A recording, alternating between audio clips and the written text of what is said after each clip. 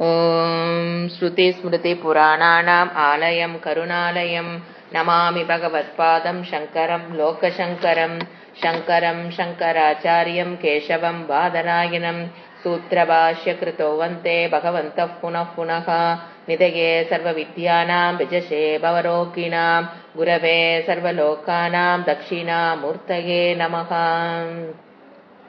ओम सहना भवतु सहनौ भुनक्तु सह वीर्यङ्करवावहै तेजस्विनावधीतमस्तु मा विद्विषावहै। ओम शान्ति शान्ति शान्तिः। पतञ्जलि योगसूत्रम्। योगेन चित्तस्य पदेन वाचा मलं शरीरस्य च वैद्यकेन यो भागरोत्तमं प्रवरं मुनीनां பதஞ்சலிம் பிராஞ்சலானதோஸ்மி. நம்ம பதஞ்சலி யோக சூத்திரத்துல இரண்டாவது பாதம் சாதனா பாதத்தை ஆரம்பிச்சிருக்கோம். இதுல அவரு போன பாதத்துல சொன்னது ஒரு உத்தம அதிகாரிக்கு உண்டானது. அப்போ ஒரு மத்தியம் அதிகாரிக்கு உண்டானது தான் இந்த சாதனா பாதகம். மனதை ஒரு வைராக்கியத்தை பெறுவது எப்படி, வைராக்கியத்தின் மூலியமாக மன அமைதி பெறணுங்கிறது ஃபர்ஸ்ட் எடுத்துன்னு சொல்லிட்டாரு. அப்ப மத்தியம் அதிகாரிக்கு நான் வைராக்கியத்தை எப்படி பெறட்டும் அப்படின்னு கேட்டா அவருக்கு உண்டான பதிலாகத்தான் அவர் இரண்டாவது பாதத்தை அமைத்திருக்கிறார். அவர் என்ன சொல்றாரு, ஃபர்ஸ்ட் எடுத்தோன்னா நீ கர்மயோகத்தை பழகு, கிரியா யோகம். இவருடைய லாங்குவேஜ் கிரியா யோக. அதுக்கு டெபினிஷன் கொடுத்தார். வாட் யூ மீன் பை கிரியா? நீ வைராக்கியத்தை பெறணும் அப்படின்னா கர்மயோகத்தை பண்ணணும். அப்போ கர்மயோகம் அப்படிங்கிறது என்னன்னா அவர் சொன்ன வார்த்தை தபக சுவாத்தியாயக ஈஸ்வர பிரணிதானம் அப்படின்னு இவரோட லாங்குவேஜ்ல அவர் டெபினிஷன் கொடுக்கிறாரு. இந்த கர்மயோகத்தை பண்றதுனால என்ன நடக்குங்கிறது அடுத்து சொன்னாரு. என்ன சொன்னாரு, அந்த பஞ்ச கிளேஷாகா என்ன ஆகும், தன்னுடைய வலுவிலக்கும் அப்படின்னு சொன்னார். நீ மனதுக்குள்ள கிளேஷங்கள் இருக்கு, அழுக்குகள் இருக்கு. அந்த மனதில் இருக்கிற அழுக்குகள் நீ கர்மயோகம் பண்ண பண்ண அது தன்னுடைய இல்லாம போகாது, வலுவிலக்கும். வலுவிழந்து இப்ப நம்ம ரோட்ல பாத்தீங்கன்னா மரத்தை வெட்டும் போது பாக்குறோம், பெரிய பெரிய மரங்கள் 100 வருஷம் 50 வருஷம் ஆன மரத்தை வெட்டணும்னா எடுத்தோன்னு வேரோட வச்சுக்கிட்டு புடுங்க மாட்டாங்க. முதல்ல அந்த மரத்தை வலுவிலக்க செய்யணும். அப்ப என்ன பண்றாங்க, அதுல இருக்கிற பிரான்சஸ் எல்லாம் வெட்டி வெறும் அந்த ஸ்டெம் மட்டும் நிக்கிற மாதிரி பண்ணிடுவாங்க, பார்க்கு. அதுக்கப்புறம் தான் என்ன பண்றாங்க, வேரோட அவங்க அதை பிடுங்குறாங்க. அதை போல நீங்க கர்மயோகம் பண்ணும்போது மனதில் இருக்கிற கிளேஷங்கள் வலுவிலக்கும். கிளேஷன் மனதில் இருக்கு. அது வாட் ஆர் த கிளேஷஸ்ங்க அவர் சொல்றாரு. என்னென்ன கிளேஷங்கள்? அவித்யா, அஸ்மிதா, ராகம், துவேஷம், அபினிவேஷம். இதெல்லாம் தான் மனதில் இருக்கிற அழுக்கு கிளேஷங்கள். அப்ப அவித்யா என்ன சொல்லிட்டாரு, மொத்தம் 5 சொன்னாலுமே 5ல அவித்யை தான் மற்ற 4க்கும் காரணம். அவித்யை தான் மற்ற 4 கிளேசங்களையும் உனக்கு கொடுக்குது. அவித்யன்னு என்ன? அஜ்ஞானம். அஜ்ஞானம்னா எதை பற்றிய அஜ்ஞானம்? அறியாமை. என்னை பற்றிய ஆத்ம தத்துவத்தை பற்றிய என்னை பற்றிய அறியாமை. அதுதான் மற்ற 4 கிளேசங்களை கொடுக்குதுன்னு நம்ம பார்த்தோம். என்னென்ன கிளேசங்கள்? அஸ்மிதா, ராக, துவேஷ, அபினிவேஷ. இப்ப அஸ்மிதா அப்படின்னா என்ன அப்படின்னு பாத்தீங்கன்னா, நாம இதுக்கு முன்னால ஒரு சூத்திரத்துல பார்த்தோம். அஸ்மிதா என்னங்கிற அடுத்த சூத்திரத்துல பார்க்க போறோம். இப்போ இந்த 4 விதமாக வெளிப்படக்கூடியது. இந்த கிளேஷங்கள் முதல்ல தோன்றா நிலையில் மனதுக்குள்ள இருக்கும். பிரசுப்தான்னு பேர் ஒரு ஸ்டேஜ். அதுக்கு பேரு தோன்றா நிலையில் எல்லாத்துக்குள்ளயும் இந்த அழுக்குகள் உள்ள இருக்கும். அதுக்கப்புறம் வெளியில வரும், ஆனா ஒரு என்ன சொல்றது, வெளிப்படுத்த உதவி இல்லாமல் இருக்கும். அதுக்கு பேர தனு அஸ்மித். ஃபர்ஸ்ட் பிரசுப்தால இருக்கும், அப்புறம் தனுங்கிற ஸ்டேஜுக்கு வரும், அப்புறம் விச்சின்னங்கிற ஸ்டேஜுக்கு வரும், அப்புறம் உதாரணம் ஸ்டேஜ். 4 ஸ்டேஜஸ் தான் மனதில் இருக்கிற அழுக்குகள் வெளியில வரும். அது அஸ்மிதாவா இருந்தாலும் சரி, ராகமா இருந்தாலும் சரி, துவேஷமா இருந்தாலும் அபினிவேஷமாக இருந்தாலும் ஒன்னொன்னுக்கு 4 ஸ்டெப்ஸ் இருக்கு. முதல்ல தோன்றா நிலையில் நமக்கு உள்ள இருக்கு, நமக்கே தெரியாது அப்படி இருக்கும். அதை பார்த்தோன்னு ஒரு பொருள் மேல ஆசைப்படுறோம் அப்படின்னா அதை பார்த்தோன்ன நமக்கு அதை அடையணுங்கிற ஆசை வரும். ஆனா வெளிப்படுத்த முடியாத ஒரு என்ன சொல்றது, ஒரு நிலை இருக்கும். உதவி இல்லாத நிலைகள் இருக்கும். உதவி இல்லாத நிலை 2வது நிலை. வெளிப்படுத்துவதற்கு உதவி இருக்காது. அதுக்கடுத்த ஸ்டேஜுக்கு பேர் விச்சின்ன. உதவியும் கிடைச்சிருச்சுன்னா சில சமயம் அதுக்கு தடைகள் வந்து அமையலாம். தடைகளோடு கூடிய நிலை, அப்போ அது வெளிப்படுத்த முடியாது. நான்காவது வெளிப்படுத்துற நிலை உதாரணா.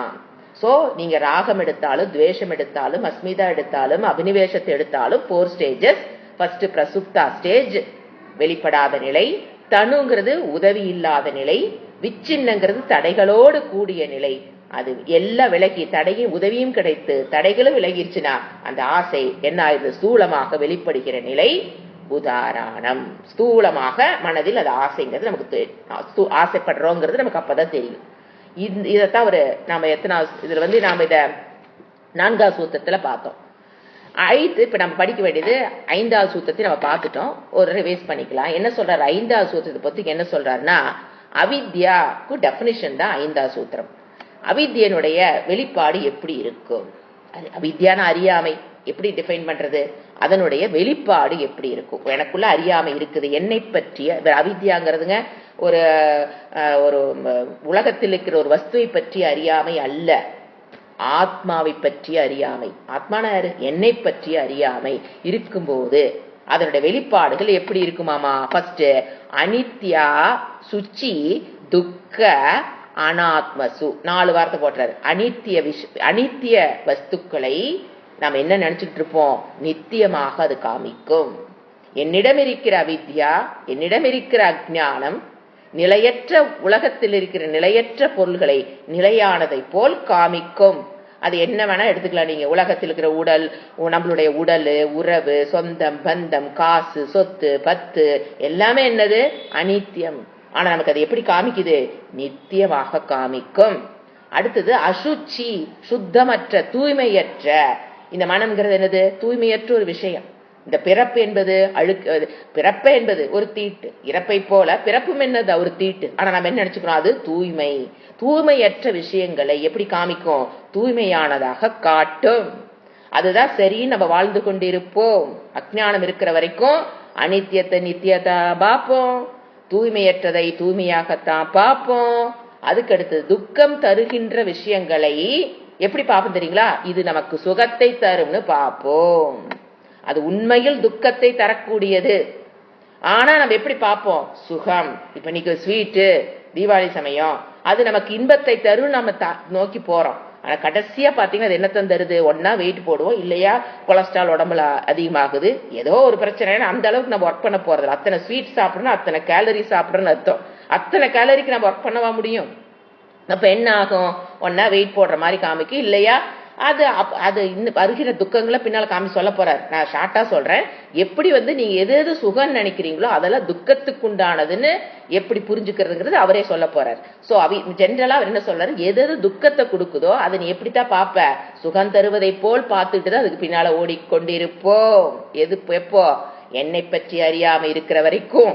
அடுத்தது அனாத்மசு, இந்த உடலை, நான் அல்லாத இந்த உடலை ஆத்மா, நானாக, இந்த சரீரத்தை நானாக எடுத்துக்கொள்ள கொள்வதே அறியாமை. அறியாமைன்னு என்ன டெபினிஷன்? அனித்தியத்தை நித்தியமா பாக்குறது, துக்கத்தை தூய்மையற்றதை தூய்மையானதா பாக்குறது, துக்கம் தரக்கூடிய விஷயங்களை சுகம் கொடுக்கக்கூடிய விஷயமாக பார்ப்பது, அனாத்மாவை, இந்த உடலை நான் எடுத்துக் கொள்வதுதான் என்னது? ஃபர்ஸ்ட் அவித்யா. 5 கிளேசங்கள் சொன்னார். மனதில் இருக்கிற அழுக்குகள் 5. அது முதல் அழுக்கு அவித்யா. அதுதான் மத்த நாளையும் கூட்டிக்கிட்டு வருது. மத்த நான்கு என்னது? ராகம், துவேஷம் எல்லாம் பாத்தீங்களா? அதையெல்லாம் கூட்டிக்கிட்டு வர்றது அவித்யா அப்படின்னு சொல்றாரு. இப்ப நாம பார்க்க வேண்டியது 6வது சூத்திரம். இதுல அஸ்மிதாக்கு டெபினிஷன், அவித்யாவுக்கு டெபினிஷன் முடிஞ்சது. அவித்யானா எப்படி பண்ணுவோம்? அதுக்கு அடுத்தது அஸ்மிதா அப்படின்னா என்ன அப்படிங்கறதா 6வது சூத்திரம். படிக்கிறேன். திருக் தர்ஷன சக்தயோஹோ ஏகாத்ம தேவா சேர்த்திய படிக்கலாம். ஏகாத்ம தேவா அஸ்மிதான் சேர்த்திக்கலாம். அந்த எஸ் போட்டுக்கிறது ஆ போட்டுக்கலாம். சோ திருக் தர்ஷன சக்தையோ பிரிக்காம படிச்சோம்னா திருக் தர்ஷன சக்தையோ ரேகாத்ம தேவா ஸ்மிதா. பிரிச்சு படிக்கும் போது திருக்கு தர்ஷன சக்தியோகோ ஏகாத்ம தேவா ஏகாத்ம தே ஏகாத்மதே அல்லது ஏகாத்மத ஏவா இல்ல ஏகாத்ம தேவா அஸ்மிதா. இது மீனிங் சொல்றேன். திருக்கு தர்ஷன, அத திருக்குனா காண்பவன், காண்பவன் திருக்குனா திருஷ் காண்பவன், தர்ஷனம்னா காணப்படுகின்ற பொருள். தர்ஷன காண்பதற்குண்டான அறியப்படுகின்ற பொருள். அறிபவன் அறிபடு பொருள். தமிழ சொன்னோம்னா ஈஸியா சொன்னோம்னா காண்பவன் காண்பதற்கான காணப்படும் பொருள். இந்த ரெண்டில் சக்தி யோகனா இந்த இரண்டையும் ஏகாத்ம தேவா அப்படின்னா ஒன்றாக அறிவது. அஸ்மிதா நான் என்று அறிவது. அஸ்மிதான நான் என்கின்ற உணர்வு. அஸ்மிதாங்கிறது நான்கிற உணர்வு. அப்ப நான்கிற உணர்வுடன் நீங்க பேசும்போது அந்த சொல்லுக்குண்டான பொருளாக நான் என்பது ஒரு சொல். அதற்குண்டான பொருளாக நம்ம எதை எடுத்துக்கிறோம்? ஜென்ரலா அறிபவனையும் அறிபட பொருளையும் காண்பவனையும் காணப்படுகின்ற பொருளையும் ஒன்றாக எடுத்துக்கொள்கிறோம். கேட்பவனையும் கேட்கப்படுகின்ற பொருளையும். எப்படிங்க இது? அதாவது இப்ப காண்பவன் திருக்கு தான் போடாரு, நம்ம அதை மட்டும் எடுத்துக்கலாம். காண்பவனும் காணப்படுகின்ற பொருள். இது பாத்தீங்கன்னா இறைவன் திருக்கு திருஷ்ய பிரக்ரியா it's a technology used by Bhagavan in Upanishad. அதைத்தான் பதஞ்சலி இங்க விளக்குறாரு. அங்க அவர் எடுத்திருக்கிற டெக்னிக் திருக்கு திருஷ்ய தர்ஷனன்னு ஒரு போடுறாரு. அவர் அவர் யூஸ் பண்றவர் அதே அர்த்தம் தான். திருக்கு திருஷ்ய, திருக்கு திருஷ்ய பிரக்ரியா. பிரக்ரியா technique which is used by பகவான். நம்ம அதை தெளிவா தெரிஞ்சிட்டோம்னா இவர் என்ன சொல்ல வராருங்கிறது புரியும். நேரடியாக பதஞ்சலி கூறுவதை புரிந்து கொள்வதற்கு முன்பு இறைவன் அதை எப்படி அந்த டெக்னிக்கை யூஸ் பண்ணி ஆத்மாவை அறிவது எப்படின்னு சொல்லி கொடுப்பார். நம்மளுடைய சொரூபத்தில் போய் நிற்றல் எப்படி நடைபெறும்? இந்த டெக்னிக்கை யூஸ் பண்ணி எப்படி என்னுடைய சொரூபத்தில் நான் போய் நிற்றல். அந்த டெக்னிக்கு பேரு திருக்கு திருஷ்ய பிரக்ரியா. அப்படின்னு என்னன்னா ஃபர்ஸ்ட் அறிபவன் அறிபடு பொருள். இவர் என்ன சொல்றாரு? ரெண்டையும் சேர்த்து வச்சு புரிஞ்சுக்கிறதுக்கு பேருதான் அஸ்மிதா. மனதில் இருக்கிற ஒரு கிளேஷம், ஒரு அழுக்கு. என்னது? அறிபவனையும் அறிபடு பொருளையும் காண்பவனையும் காணப்படுகின்ற பொருளையும் ஒன்றாக காணுதல். இது ஒரு உதாரணம் கொடுத்தா உங்களுக்கு புரியும். இப்ப பாருங்க, நான் வேறு இந்த வீடு வேறு. எனக்கு வித்தியாசம் தெரியும். காண்பவன் நான், காண்பவன் இந்த வீட்டை காண்பவன் நானு வேறு, இந்த வீடு வேறு. என்னால் காணப்படுகின்ற இந்த வீடு வேறு, நான் வேறு. என்னால் காணப்படுகிற இந்த பென்சில் வேறு, நான் வேறு, உயிரற்றது. என்னால் பார்க்கப்படுகிற என் மகன் வேறு, உயிருள்ளது, நான் வேறு. என்னால் பார்க்கப்படுகிற என் மகள் வேறு, நான் வேறு. இதுல தெளிவா இருக்கிறோம். என்னை தவிர்த்து வேறானதாக இருக்கிறது நான் ஒன்னா சேர்த்து பார்க்கறது இல்லை. இந்த வீட்டை நானாக நான் உணர்வதில்லை, என் மகனை நானாக நான் உணர்வதில்லை. அப்ப தெளிவா இருக்கிறோம். எதுல? இந்த என்னால் பார்க்கப்படுகிற இந்த வீடு வேறு, நான் வேற, பார்க்கப்படுகின்ற பொருள் வேறு, நான் வேறு. அதெல்லாம் நல்லா அங்க புரியும். அது உயிர். என்னால் பார்க்கப்படுகிற என் மகனா கணவனோ குழந்தைகளோ வேறு, நான் வேறு. அப்ப அறிபவன் வேறு அறிபடு பொருள் வேறுங்கிறது நமக்கு நல்லா குழப்பம் இல்லாமல் தெளிவாக இருக்கிறோம். ஆனா உடல் உள்ள வரும்போது, உடல்னு நிலைக்கு வரும்போது, என் உடல் என்னால் காணப்படுகிறது, அறியப்படுகிறது. அப்படிதானே? என் உடல் என்னால் அறியப்படுகிறது, காணப்படுகிறது. ஆனா நான் என்னன்னு எடுத்துக்கிட்டேன்? அதை இரண்டும் கலந்து அறிபவனையும் இந்த உடலை அறிபவனையும் இந்த உடலா என்னால் அறியப்படுகின்ற இந்த உடலையும் என்னையும் சேர்த்து புரிந்து கொண்டுள்ளேன். அதை பிரிச்சு அறியணும். அடுத்து உடல் அடுத்தது ஒரு இந்திரியங்கள் எடுங்க. என்னால் அறியப்படுவது இந்திரியம். ஏன்னா எனக்கு தெரியும் இந்த கண்ணு வேலை செய்தா இல்லையான்னு எனக்கு தெரியும். என்னால் அறியப்படுவதுதான் இந்த கண். என் காது கேக்குதா இல்லையான்னு எனக்கு தெரியுதுன்னா என்னால் அறியப்படுகிற பொருள் வஸ்துதான் காது, இந்திரியம். என்னால் அறியப்படுவதுதான் நாக்கு, என்னால் அறியப்படுவதுதான் கண். ஆனா நான் என்ன பண்ணிட்டேன்? அதை நானாக எடுத்துக்கொண்டு விட்டேன். இதுதான் அஸ்மிதா. அறிபவன் நான், என்னால் அறியப்படுகின்ற கண்ணை நானா எடுத்துக்கிட்டேன். அதனாலதான் என்ன சொல்றேன், நான் குருடன் அப்படின்னு ஒருத்தர் சொல்றான்னு வச்சுக்கோங்க. அப்ப என்ன அபிமானம், அந்த கண்ணை அவனாக எடுத்துக்கொண்டு விட்டான்.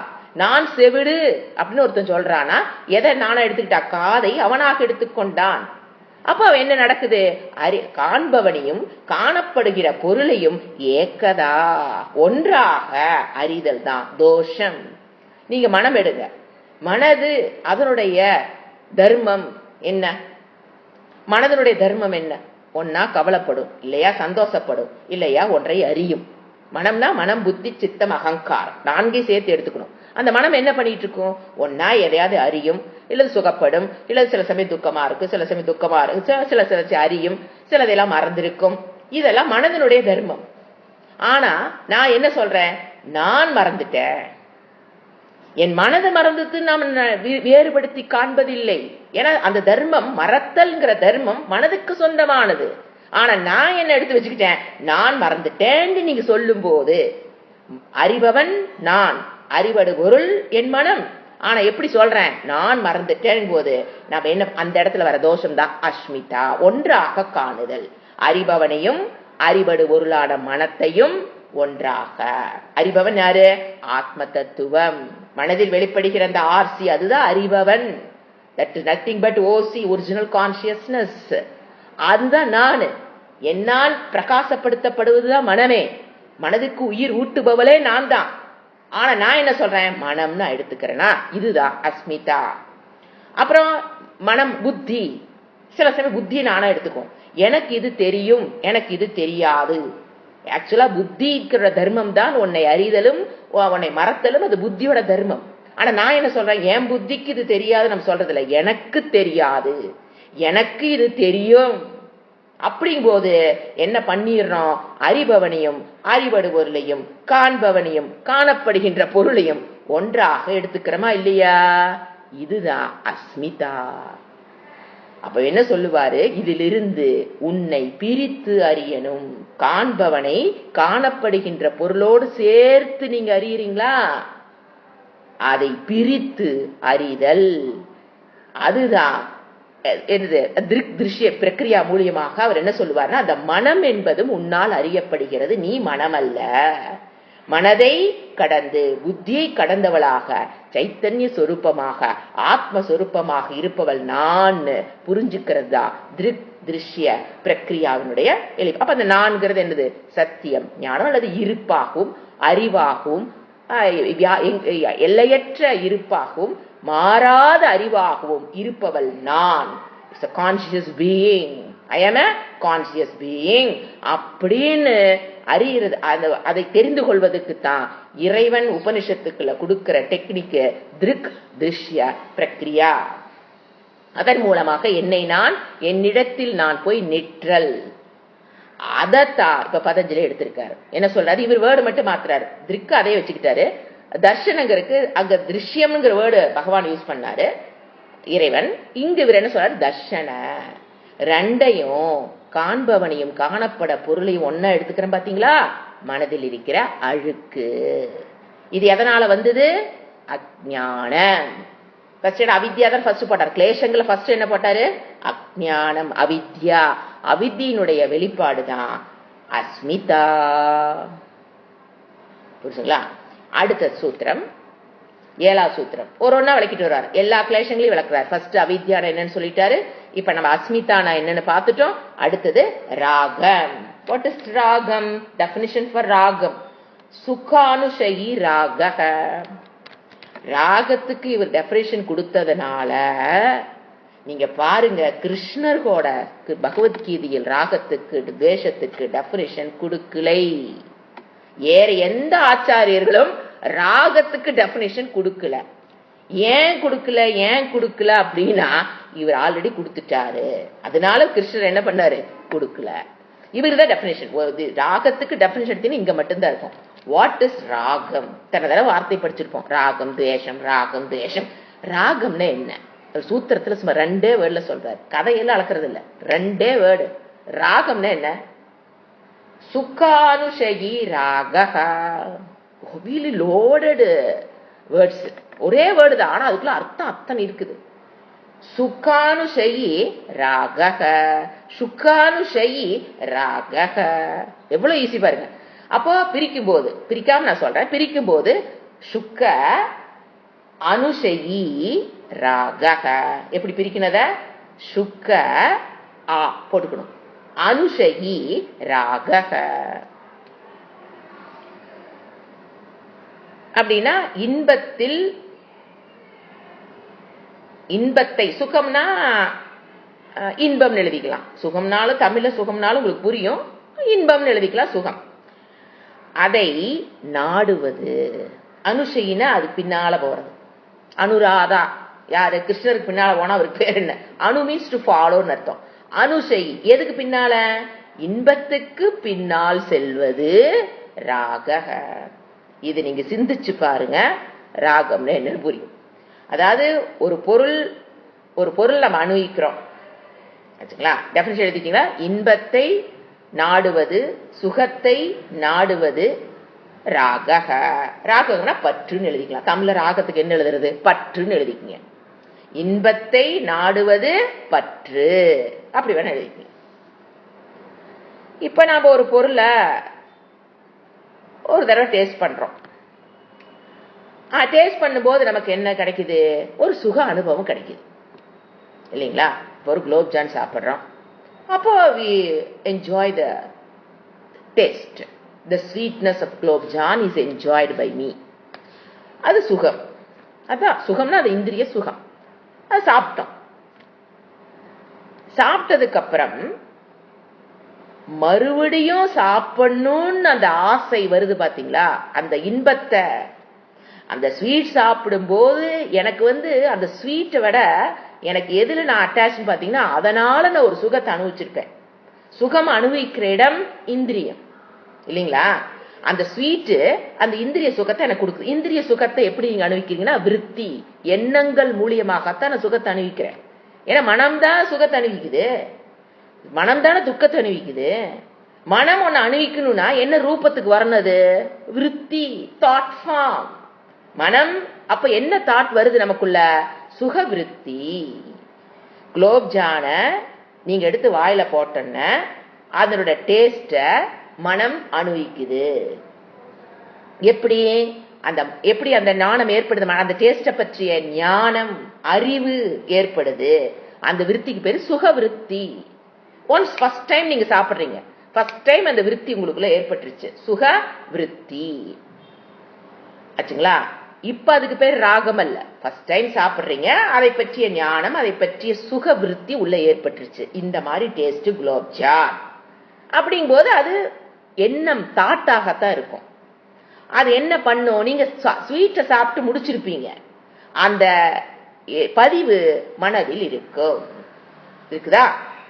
மனதில் இருந்துகிட்டு ஃபர்ஸ்ட் டைம் சாப்பிட்டீங்க, அதை பற்றிய டேஸ்ட் பத்தி அப்பதான் உங்களுக்கு முதன்னு தெரியுது.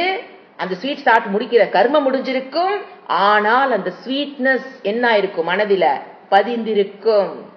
புரிஞ்சுங்களா? என்ன வடிவில் நீங்க ஞானத்தை, அந்த ஸ்வீட்டை பற்றிய ஞானத்தை எந்த ரூபத்தில் பெற்றீர்கள்? எண்ணம். என்ன ரூபத்தில் தான் நீங்க அதை அனுபவிக்கிறீங்க? அந்த எண்ணத்தில் தான் அது பதிவுமாகிறது. பதிவாயிருச்சு. பதிவானதுக்கு அப்புறம் அந்த பதிவு என்ன பண்ணும்? வெளியில வரும். தோன்றா நிலையிலிருந்து தோன்றிய நிலைக்கு வர்ற மாதிரி வெளியில வரும்.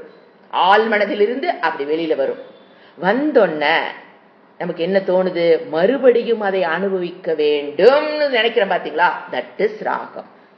புரிஞ்சுங்களா? மறுபடியும் நான் அனுபவிக்கணும். ஏன்னா உள்ள இருக்கிற பதிவு வெளியில வரும். நீங்க என்ன சாப்பிட்டாலும் பதிவாகும், அதுல மாற்றம் கிடையாதுங்க. உள்ள பதிஞ்சது வெளியில வருங்க. அந்த குலோப் ஜான் கடை, அது ஸ்வீட் கடையை போர்டை படிச்சாவே கூட தூண்டு. அந்த எப்படிங்க உள்ள இருக்குது வெளியில வருதுன்னா, நீங்க அதை பத்தி யார்ட்டாவது கேட்டாவோ, இல்ல அந்த போர்டு ஸ்வீட் ஷாப்னோ அல்லது வேற எங்க பேப்பர்ல ஸ்வீட்டுங்கிற வேர்டை பார்த்துன்னு உங்களுக்கு உள்ள இருக்குது என்ன பண்ணும்? ட்ரிகர்டு. அந்த உள்ள பதிஞ்சது எது ட்ரிகர் பண்ணி வெளியில வருது? ஏதோ ஒண்ணு. ஒருத்தர் ஸ்வீட்னு சொல்லி நீங்க கேட்டிருக்கலாம், ஒரு ஸ்வீட் ஷாப்பை நீங்க கடையில பார்த்திருக்கலாம், ஒரு பழைய கடையில பார்த்திருக்கலாம், இல்ல ஒரு போட்டோவை பார்த்திருக்கலாம். ஏதோ ஒண்ணு ட்ரிகர் பண்ணோன்ன அந்த உள்ள இருக்கிற பதிவு என்ன பண்ணும்? வெளியில வரும்.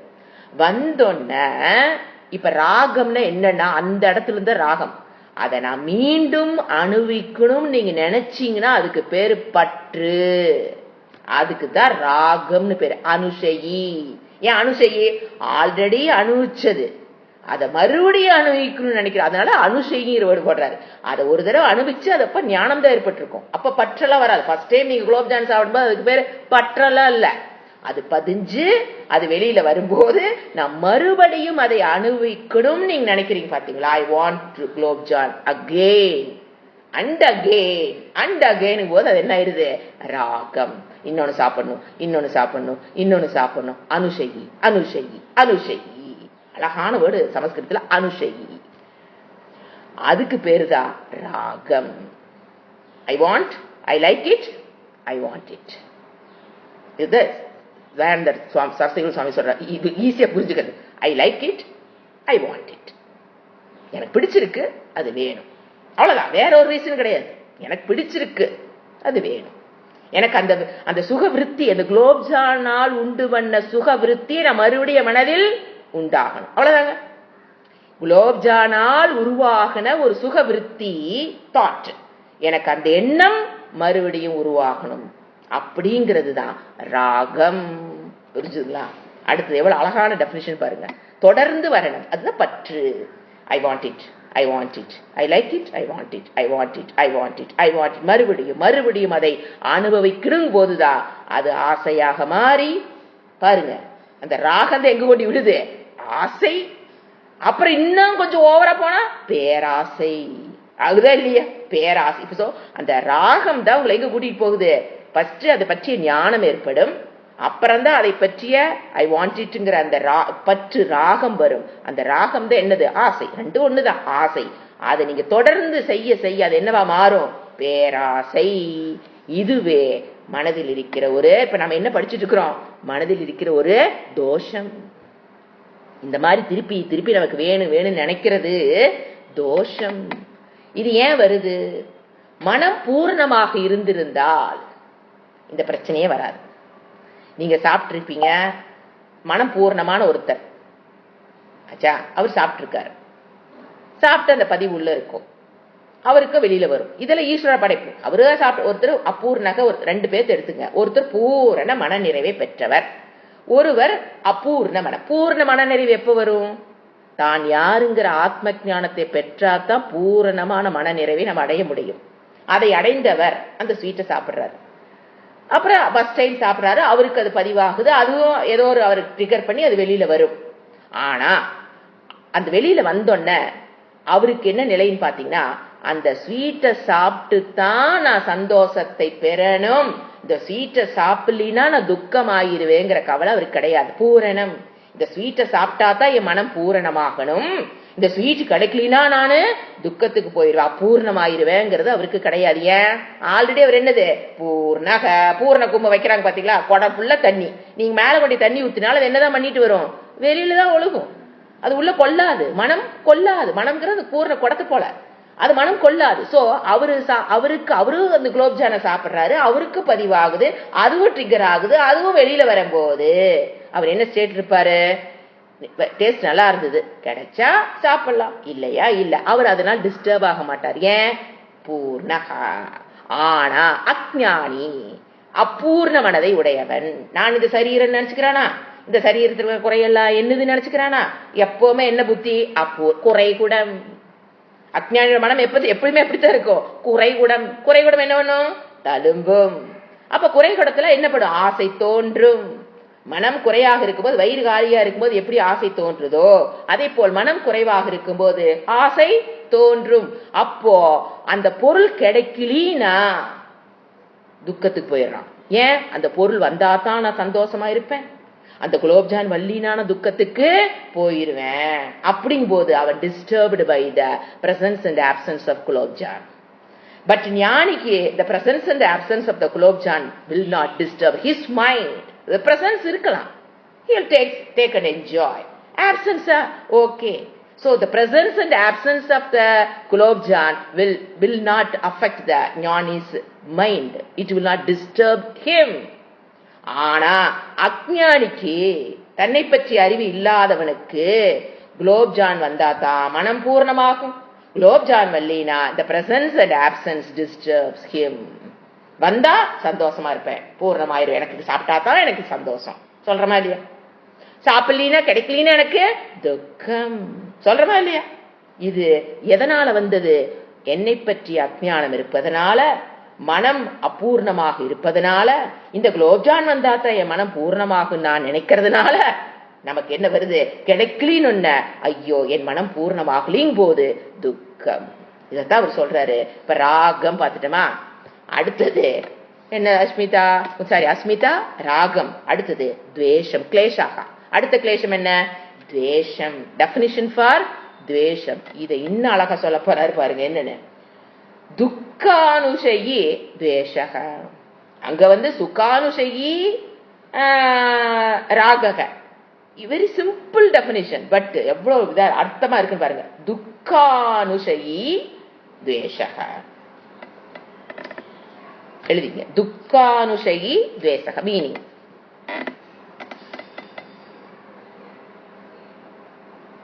அதாவது ஒரு துக்கத்தை அனுபவிக்கும் போது இல்லையா, ஃபர்ஸ்ட் சுகத்தை அனுபவிக்கும் போது அது வேணும்னு அதுக்கு பின்னால போறது ராகம்.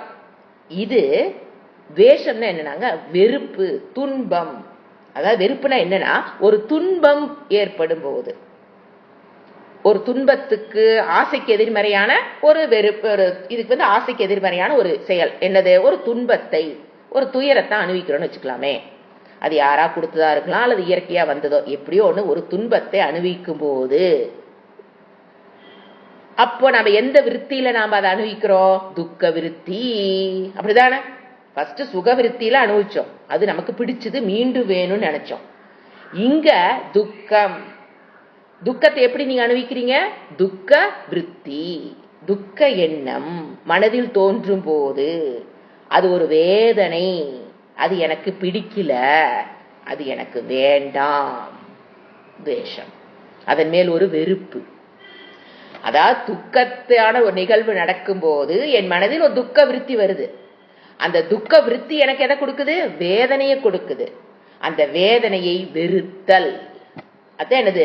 துவேஷம். அப்படின்னு என்ன? வரக்கூடாது. ஃபர்ஸ்ட் அனுசையின் என்னது? வரணும் வரணும்னு தியானம், வரக்கூடாது வரக்கூடாதுன்னு தியானம், வரக்கூடாது வரக்கூடாது. பின்ன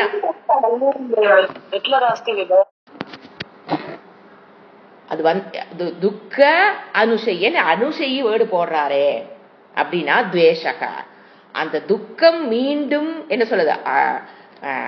எது நம்ம வேதனை ஃபர்ஸ்ட் என்ன சொன்ன? ஃபர்ஸ்ட் ஒரு துக்கமான நிகழ்ச்சி நடக்கும் போது மனதில் ஒரு விருத்தி வருது, துக்க விருத்தி. அது நமக்கு எதை கொடுக்குது? வேதனையை கொடுக்குது. உன் மனது என்ன பண்ணுது? வேதனைப்படுது. வேதனைப்பட்டோன்ன அது அப்படியே வெறுத்தல். மனதில் வேதனை வந்ததுனால அது அந்த வேதனை என்ன ஆயிரும்? மனசுல பதிஞ்சிருதா? பதிஞ்சதுக்கு அப்புறம் என்ன தோணுது நமக்கு? அது வந்துடக்கூடாது வந்துடக்கூடாது வந்துடக்கூடாது, அந்த வேதனை மறுபடியும் வரக்கூடாது வரக்கூடாதுன்னு நினைக்கிறேன். பாத்தீங்களா? அந்த அர்த்தம் இங்க அனுசையி. மீண்டும் மீண்டும் அது வந்துடக்கூடாது வந்துடக்கூடாது அப்படிங்கிற மூலியமா நமக்கு அது மேல என்ன வருது? வெறுப்பு. இப்ப நீங்க ஒரு துக்கத்தை என்ன பண்ற பாருங்க. இப்ப ஒரு துக்கமான சூழ்நிலை வந்தது அப்படின்னா உடனே நம்ம என்ன பண்ண? துக்கத்துக்கு காரணமான எந்த விஷயத்தையோ நம்ம அவங்க வெறுக்கிறோம். இப்ப நமக்கு ஒருத்தர் ஒரு கடுஞ்சொல் பேசி நமக்கு ஒரு துக்க விருத்திய உண்டு பண்ணிட்டான்னு வைங்க. இப்ப புரியும் நினைக்கிறேன். ஒரு சொல் காது வழியா போகுது, மனதில் என்னவா பதியுது? துக்க விருத்தி. அது உங்களுக்கு என்ன பண்ணுது? துயரத்தை கொடுக்குது, வேதனையை கொடுக்குது.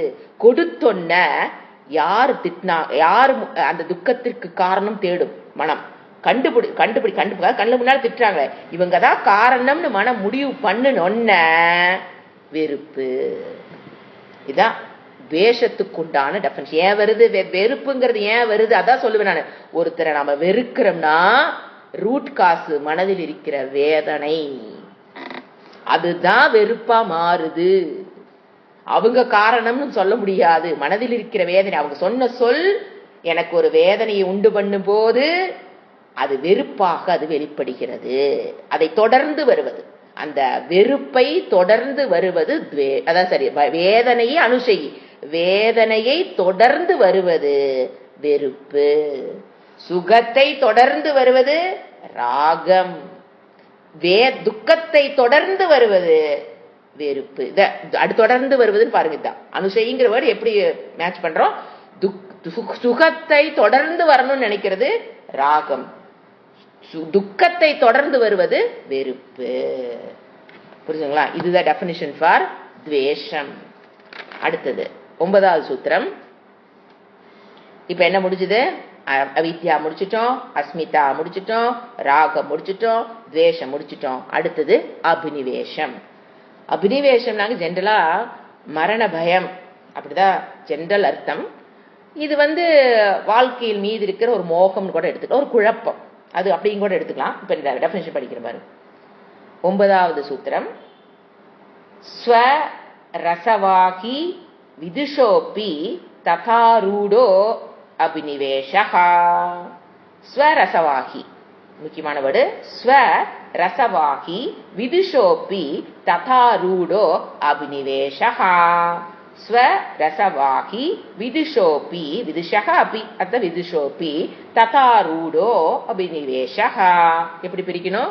ஸ்வரசவாகி ஃபர்ஸ்ட் வேர்டு, விதுஷஹ அபி செகண்ட் வேர்டு. ஸ்வரசவாகி விதுஷஹ அபி ததாரூடஹ, அடுத்த வேர்டு ததாரூடஹ அபினிவேஷஹ. அபினிவேஷம் என்றால் என்ன? டெஃபினிஷன் கொடுக்கிறார். Meaning, Tamil meaning. ஸ்வரசவாகினாங்க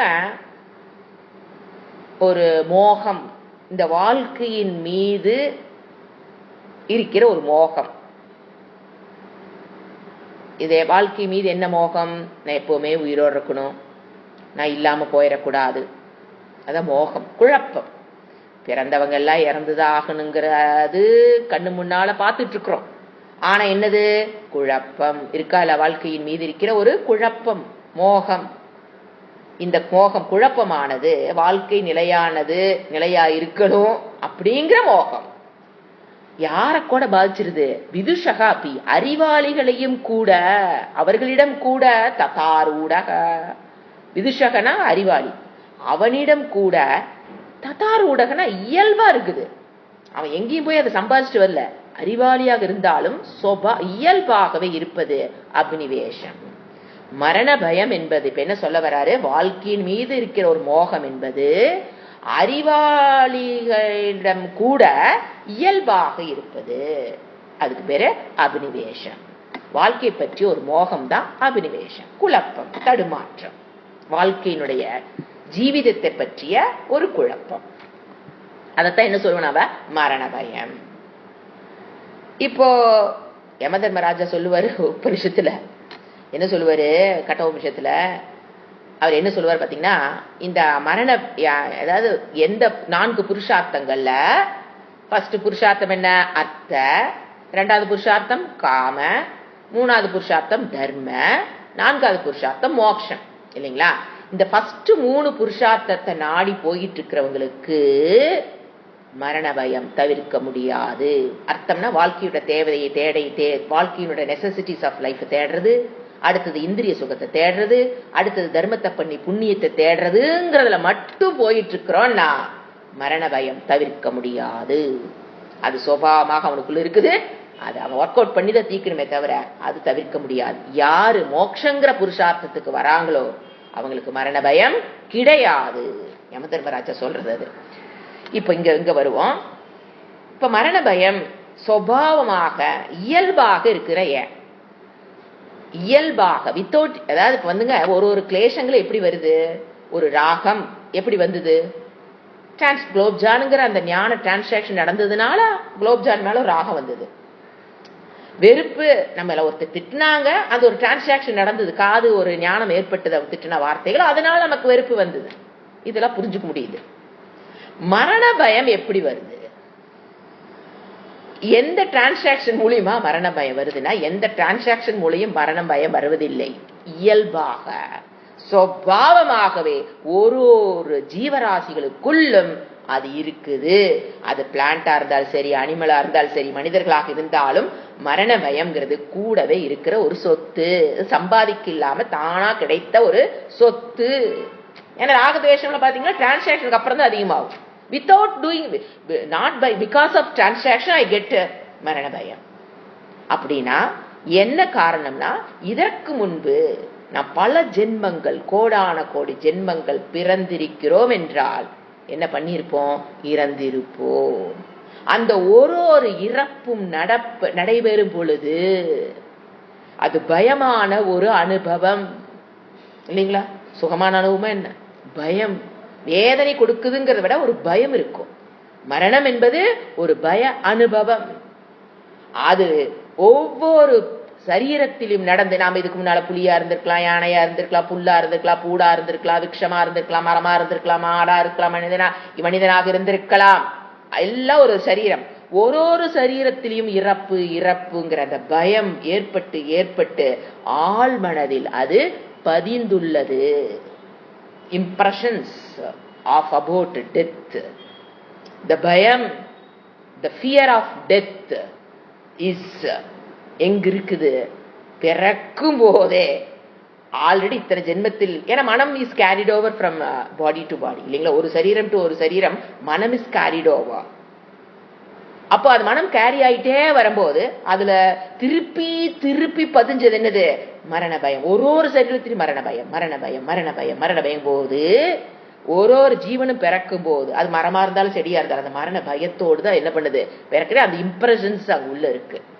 சோ அதனாலதான் இவர் என்ன சொல்றாரு? அறிவாளிகளுக்கு கூட இயல்பாக அவங்க இது முயற்சி பண்ணி பெற்றது. யாரு நீங்க முயற்சி பண்ணி பெறல, டிரான்சாக்சனால வந்தது அல்ல, சுபாவமாக. ஏன் இருக்குதுன்னா, இதற்கு முன்பு பல சரீரங்கள் ஏற்பட்ட மரணம் ஒரு பயமாக மனதில் பதிந்துள்ளது. அதனாலதான் இந்த ஜென்மத்தில் மரணம்னா என்னன்னு இன்னும் தெரியாது, அது எப்படி ஏற்படும் தெரியாது. ஆனா பயம். ஆனா என்னது? டெத்துங்கிறத வாயில சொன்னாவே சில பேர் பயந்துக்குவாங்க. என்னங்க வேற ஏதாவது இருந்தா நடத்துங்க, என்னங்க எப்ப பார்த்தாலும் மரணம் மரணம். அந்த வார்த்தை கேட்கறக்கே பயம். ஏன் இப்படி ஒரு பயம் வந்தது? பிகாஸ் அந்த ரீசன். புரிஞ்சுங்களா? இவர் என்ன சொல்றாரு? ஸ்வரசவாகி, இந்த வாழ்க்கையின் மீது வந்த ஒரு குழப்பம், நிலையா நிறத்து தாமரை இலை மேல் நிற்கிற ஒரு நீர் போலானது வாழ்க்கை. எப்ப வேணாலும் காணாம எப்ப நாம காணாம போவோம் நமக்கு தெரியாத குழப்பம், மோகம். இது அறிவாளிகளுக்கு கூட இயல்பாக இருப்பது மரண பயம். இதற்கு காரணம் பூர்வ ஜென்ம சம்ஸ்காரம், பதிவுகள். வாசனா ரூப பயம் சொல்லுவோம். சமஸ்கிருதம் சொல்லும்போது இதுக்கு பேர் வாசனா ரூபம். எந்த ரூபமா வந்தது? வாசனா. வாசனா பதிவுகள், இம்ப்ரெஷன்ஸ். ரூபா வாசனா ரூப பயம். இது எப்படி போகும்? அதான் யம தர்மராஜா சொல்லுவாரு. நீ அர்த்தம், தர்ம, காம இந்த புருஷார்த்தத்துக்கு பின்னால போயிட்டு இருக்கிற வரைக்கும் நீ எவ்வளவுதான் லௌகீக விஷயத்தில் டபுள் டிகிரி ட்ரிபிள் டிகிரி கோடான கோடி வாங்கினாலும், சொத்து வத்தோட வாழ்ந்தாலும் மரண பயம் உன்னை விட்டு போகாது. எப்ப நீ இந்த மோட்சங்கிற வேதாந்தம்ங்கிற மோட்சங்கிற பாதைக்கு நீ வரையோ, அப்போ அந்த இடத்துல நம்ம அதை ஒர்க் அவுட் பண்ணி மரண பயம் அப்போதும் இல்லாமல் ஆக்கப்படும். என்ன பண்ணுவோம்? நான் எது இறக்குது? சரீரம். இந்த சரீரம் நான் அல்ல. சரீர அபிமானத்தை விடுதல் தான் மரண பயத்திலிருந்து விடுபடுவதற்கு ஒரே வழி. நான்ய பந்தா, வேற வழி கிடையாது. என்னன்னு? நான் இந்த சரீரம் அல்ல அப்படிங்கிற ஆத்ம ஞானத்தை பெறுவது மூலியமாகத்தான், சரீர அபிமானத்தை விடுவதின் மூலியமாகத்தான் ஒருவன் மரண பயத்திலிருந்து வெளிவர முடியும். அடுத்தது 10வது சூத்திரம். பெண்ல எல்லாம் முடிச்சிட்டாரு. 10ல என்ன பண்றாரு? தே பிரதி பிரசவ ஹேயாக சூக்ஷ்மாக. இப்ப இந்த கிளேசங்களை 5 விளக்கிட்டார். இத எப்படி அழிப்பது எல்லாம் புரிஞ்சு போச்சுங்க. அஸ்மிதா, ராக, துவேஷ, அபினிவேஷ எல்லாம் பேரெல்லாம் தெரிஞ்சிருச்சு. அதனுடைய கஷ்ட நஷ்டம் என்னன்னு தெரிஞ்சிருச்சு. எப்படிங்க அதை அழிக்கிறது? என்ன ரூட் காஸ்? ஒரு திருடனை எப்படி பிடிக்கிறது? அது மாதிரி எப்படி இந்த கிளேஷங்கள் இருந்து விடுபடுறது, கிளேஷாக இருந்து எப்படி விடுபடுறது அதை சொல்ல. ஃபர்ஸ்ட் என்ன பண்ணணுங்கிற 2 சூத்திரத்தை சொல்றாரு. இது எப்படி ஒழிக்கலாம் அப்படின்னா, தே பிரதி பிரசவ ஹேயாக சூக்ஷ்மாக. அடுத்த சூத்திரத்தை படிச்சிடறேன். தியான ஹேயா தத்து விருத்தய. இந்த 2 தான் இந்த கிளேசங்களை அழிப்பதற்குண்டான சூத்திரம். தே பிரதி பிரசவ ஹேயாக சூக்ஷ்மாக. அடுத்த சூத்திரத்தை என்ன சொல்றாரு? தியான கேயாக தத்து விருத்தயக. ஜென்ரலா என்ன சொல்றாரு சொல்லிட்டு மீனிங் போலாம். இப்ப நீங்க இந்த கிளேஷங்களை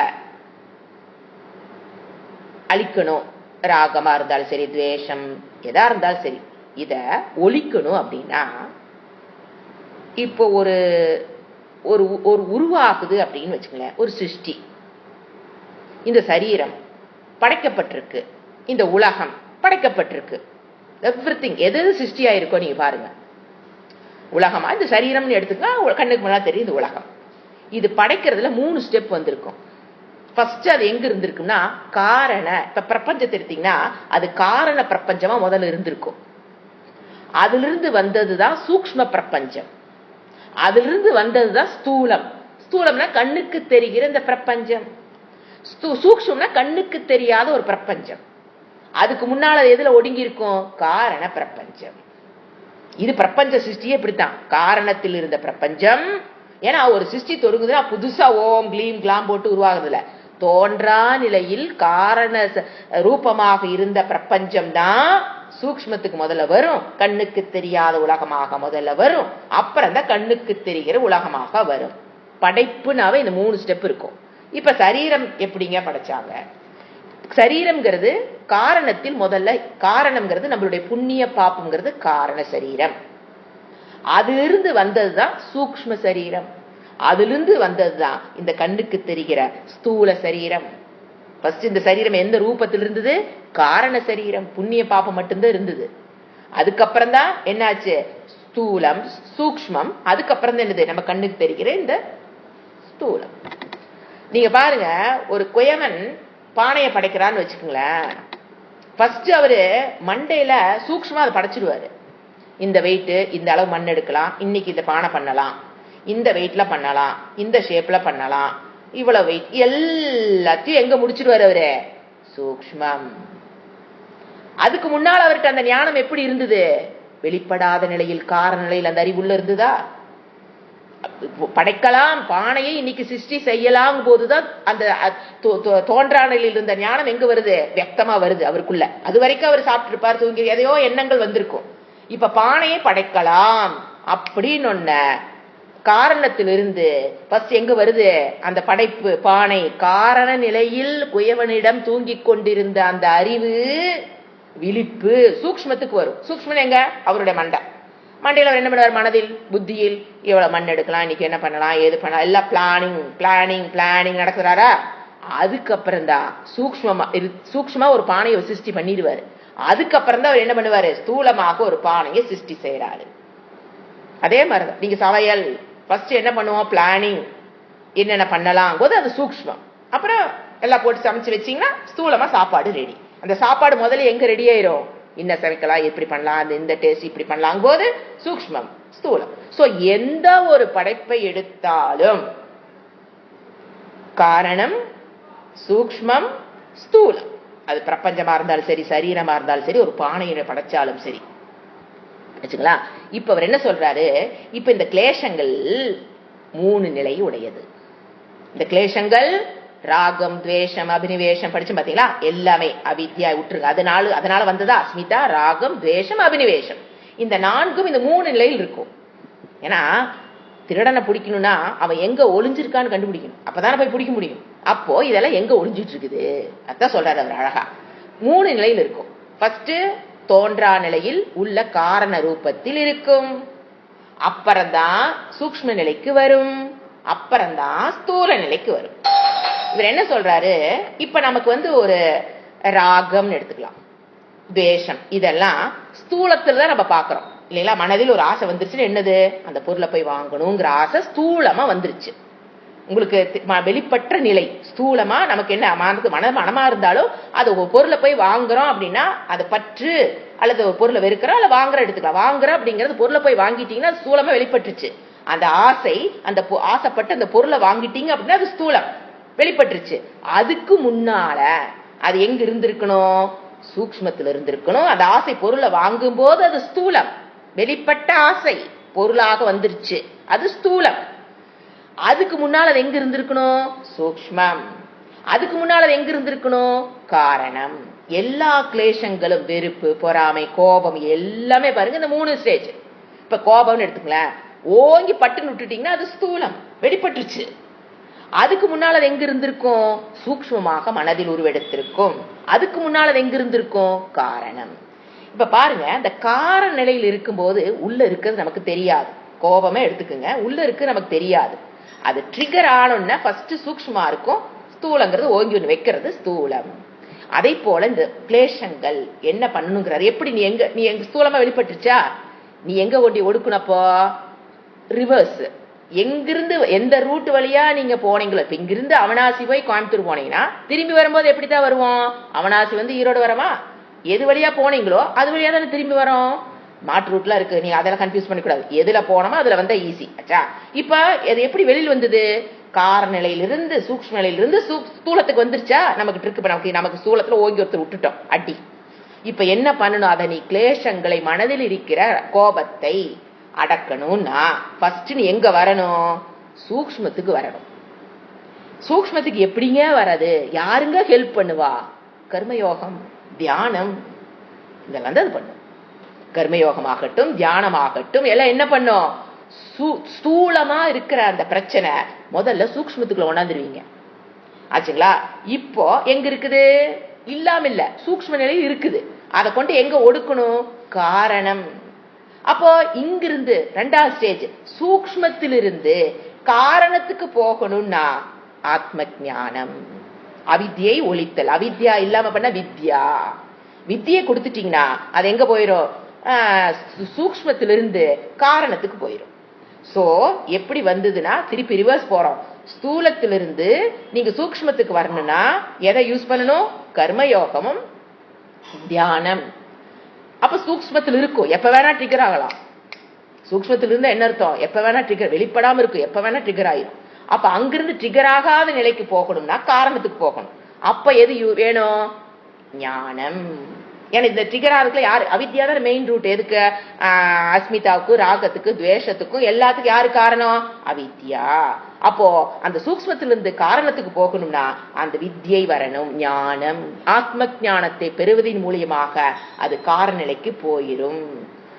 ஒன்ஸ் போயிருச்சு, ஞானேன அங்க போயிருச்சுன்னா நல்லா நோட் பண்ணிக்கங்க. ஞானேன கர்மயோகத்தின் மூலியமாக ஸ்தூலத்திலிருந்து சூக்ஷ்மத்துக்கு வந்து ஞானத்தின் மூலியமாக அது சூக்ஷ்மத்திலிருந்து காரணத்துக்கு வந்துருச்சுன்னா ஏங்க மறுபடியும் எந்திரிக்காதானா? எழும்.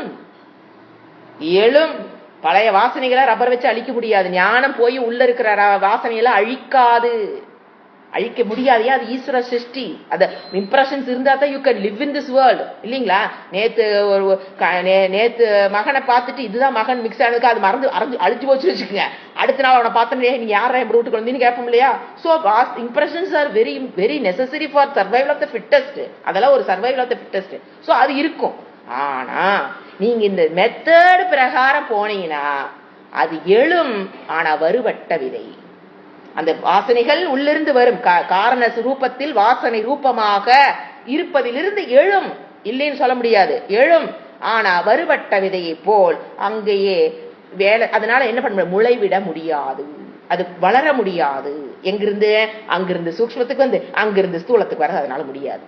எழும், இம்ப்ரெஷன்ஸ் எழும், சம்ஸ்காரங்கள் வெளியில வரும், வாசனைகள் வெளியில வரும். ஆனா தொந்தரவு செய்யாது. இல்ல அப்படின்னு வச்சுக்கோங்களேன். இது முறைப்படி இறைவன் கொடுக்கிற டெக்னிக். எதிலிருந்து? மனதில் இருக்கிற அழுக்குகளை போக்குறதுக்கு உண்டான டெக்னிக். இந்த வழியா அப்படி போகணும்.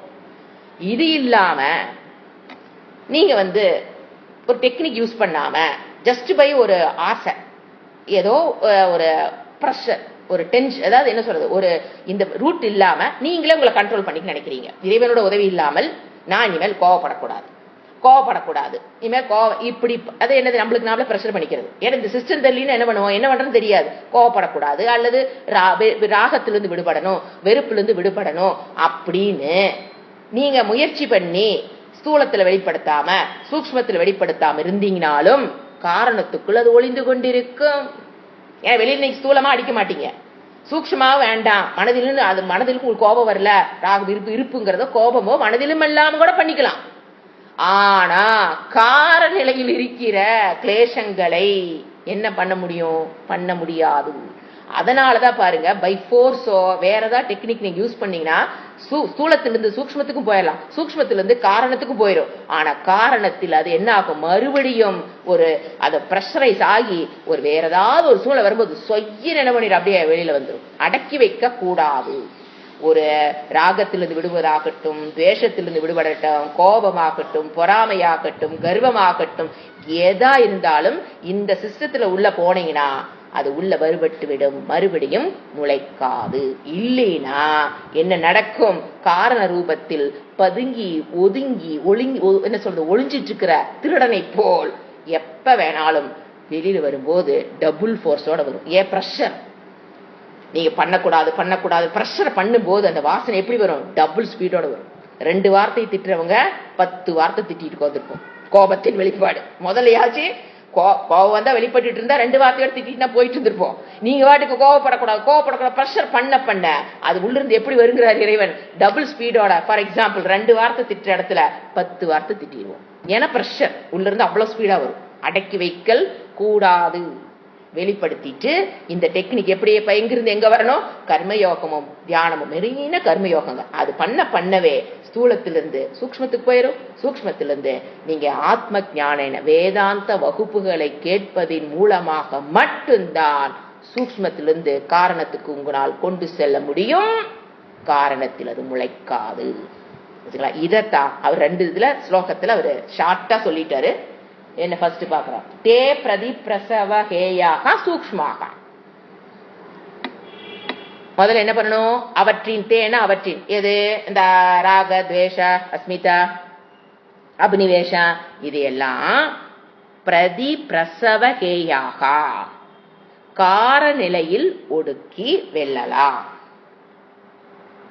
காரண நிலையில் ஒடுக்கி வென்று விடலாம். ஹேயான வென்று விடலாம். எப்போ? சூக்ஷ்மமாக இருக்கிற அந்த வேர்ட் நீ ஃபர்ஸ்டா கூட போட்டுக்கலாம். சூக்ஷ்மமாக இருக்கிற கிளேசங்களை அவர் ஸ்தூலத்தை சொல்லவே இல்லை. ஏன்னா அத கர்மயோகம் முடிச்சு நீங்க எங்க வந்துட்டீங்க? சூக்ஷ்மத்துக்கு வந்துட்டீங்க. சூக்ஷ்ம நிலையில் இருக்கிற 3 நிலை முதல்ல நல்லா புரிஞ்சுக்குங்க. இவர் இந்த சூத்திரத்துல எங்க டச் பண்றான்னு போய் புரிஞ்சுக்குங்க. சூக்ஷ்ம நிலையில் இருக்கிற கிளேசங்களை கார நிலையில் ஒடுக்கி வென்று விடலாம்.